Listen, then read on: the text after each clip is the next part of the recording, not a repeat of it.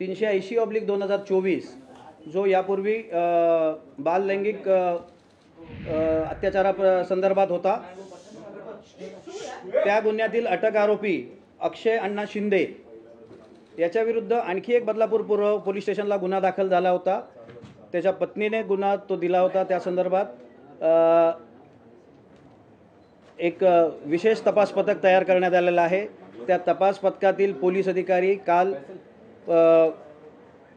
माननीय न्यायालयाचं transfer warrant घेऊन कायदेशीररित्या सदर आरोपीचा ताबा घेण्यासाठी तळोजा मध्यवर्ती कारागृह येथे गेले होते। तिथून ते कायदेशीर त्याला घेऊन येत असताना सदर आरोपीने पोलिसांचा पिस्टल हिसकावून घेण्याचा प्रयत्न करून जी घटना घडलेली आहे, तर त्या घटनेसंदर्भात मुंब्रा पोलीस ठाणे येथे पोलिसांवरती जीवघेणा हल्ला केल्याचा प्रयत्न केला। या संदर्भात मुंब्रा पोलीस ठाणे येथे गुन्हा दाखल करण्यात आलेला आहे। 307चा नवीन कायद्यानुसार 262, 132, 109, 121 भारतीय न्याय संहिता अन्वये गुन्हा दाखल करण्यात आलेला आहे। तसेच जो आरोपी मयत झालेला आहे त्याच्या संदर्भात अकस्मात मृत्यू प्रकरण देखील दाखल करण्यात आलेला आहे आणि या दोन्ही प्रकरणाचा तपास ठाणे पोलीस आयुक्तालय करीत आहे। सर हिंदी में एक बार हिंदी में ब्रीफ कर दीजिए। बदलापुर पूर्व पुलिस स्टेशन में जो इसके पहले गुना रजिस्टर हुआ था, एक नाबालिग बच्चे के साथ जो अत्याचार हुआ था उसके बारे में, उसमें जो आरोपी अक्षय अन्ना शिंदे जो अरेस्ट था और तलोजा मध्यवर्ती कारागृह में न्यायालयीन बंदी था, उसके ऊपर और एक गुना उसके वाइफ ने दर्ज किया था। उसके लिए स्पेशल टीम बनाई गई थी और स्पेशल टीम के अधिकारियों ने माननीय न्यायालय से ट्रांसफ़र वारंट लेके वो आरोपी को ये जो नया गुना दाखिल हुआ है उसमें ट्रांसफ़र करने के लिए तलोजा मध्यवर्ती कारागृह से कल उसको ताबे में लिया था। और ताबे में लेके जब वो आ रहे थे थाना की तरफ, तब आरोपी ने पुलिस का रिवॉल्वर छीन के जो पुलिस के साथ पुलिस के ऊपर फायरिंग की।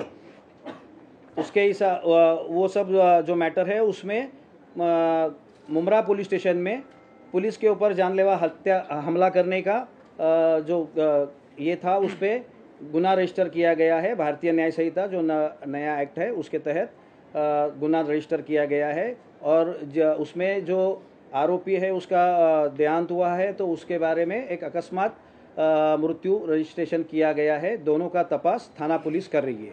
सर ये घटना कैसे घटित हुई? चलती गाड़ी में घटना घटित हुई, वैन के अंदर ही पूरा हुआ, पुलिस पर फायरिंग हुई या फिर ये सब तपासाधीन है और इसके बारे में मैं अभी आपको ज़्यादा जानकारी नहीं दे पाऊँगा। ये इतनी जो फॉर्मल जो इन्फॉर्मेशन थी वो मैंने आपको दी है। इसके अलावा मैं आपको ज़्यादा जानकारी नहीं दे या घटनेत किती पोलीस जखमी झालेले आहेत आणि कोणाला किती लागले? चलती गाडी में या घटनेत किती पोलीस जखमी झालेले आहेत? या घटनेमध्ये एक पोलीस अधिकाऱ्याला पायाला गोळी लागलेली आहे आणि ते उपचार घेत आहेत। इतरही पोलीस अंमलदार उपचार घेत आहेत। दोन पोलीस उपचार घेत आहेत।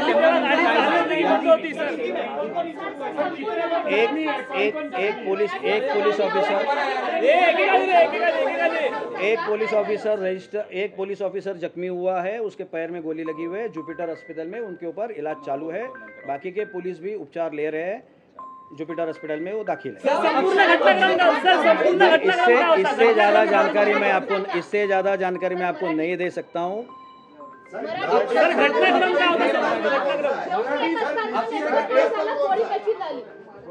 मुंब्रा बाईपास में निश्चित घटनास्थल कौन सा इतना तो बता सकते हैं? मुंब्रा बाईपास के यहाँ जो मुंब्रा देवी का जो मंदिर है उसके पायथे के नीचे वहाँ पे हुआ है। साळवी साहेब घटनाक्रम तुम्ही मराठीत पूर्ण सांगा। घटनाक्रम पूर्ण मराठीत सांगा। नेमकं तळोजा किती वाजता ताब्यात घेतला आणि पुढे काय झालं ते जरा स्पष्टपणे सांगितलं तर बरं होईल।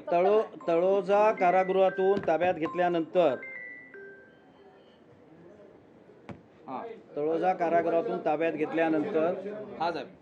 ताब्यात घेतल्यानंतर त्याला रस्त्यात घेऊन येत होते। अद्यापही चौकशी चालू आहे। नक्की घटनाक्रम काय आहे हे तुम्हाला थोड्या वेळाने सांगण्यात येईल। तपासाधीन आहे प्रकरण. आत्ताच त्याच्यावर काही बोलणं जास्त योग्य नाही. SIT देखील गठीत केली सर, SIT देखील गठीत केली आहे या संदर्भात. ठीक आहे, थँक्यू थँक्यू. तर आपण बघतोय पोलिसांनी देखील या प्रकरणावर सविस्तर माहिती दिलेली नाहीये. पत्रकार परिषद घेतली, परंतु पोलिसांची बंदूक हिसकावून अक्षयने हल्ला केला आणि त्यामध्ये 2 पोलीस अधिकारी जखमी झाले इतकंच सांगितलेलं आहे. आणि त्या स्वसंरक्षणासाठी जो गोळीबार केला त्यामध्ये अक्षयचा मृत्यू झाला इतकीच माहिती पोलिसांनी आता अधिकृतरित्या दिलेली आहे. अक्षय शिंदेवर दुसरा गुन्हा त्याच्या पत्नीने दाखल केला होता. त्याच संदर्भात ट्रान्झिट रिमांड घेऊन त्याला गेलं असताना हा सगळा प्रकार घडला अशी माहिती पोलिसांनी दिलेली आहे.